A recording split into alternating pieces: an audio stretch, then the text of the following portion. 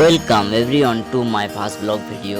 তো চলো সবাই প্যান্ডেলটা ঘুরে দেখি একটু। এখন আমরা প্যান্ডেলে ঢুকতে দেখতে পাবো বক পাখিগুলো কত সুন্দর বসে আছে, যেটা আমরা সেই কলিক ফরেস্টে দেখেছি সেই দৃশ্য। এখন প্রবেশ পথে আস্তে আস্তে করে মায়ের মন্দিরে প্রবেশ করব।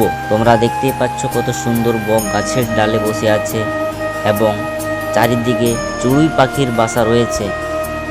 সেই চড়ুই পাখির বাসার মধ্যে চড়ুই পাখিগুলো কত সুন্দরভাবে বসে আছে। তো এরই মধ্যে দেখতে পাচ্ছ কত লোকের ভিড় জমে গেছে।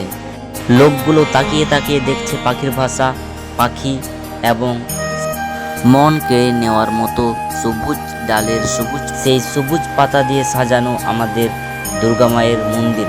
এবং আমরা এখন আস্তে আস্তে এগিয়ে যাব দুর্গা ঠাকুরকে দেখতে। তোমরা দেখতেই পাচ্ছ কত সুন্দর।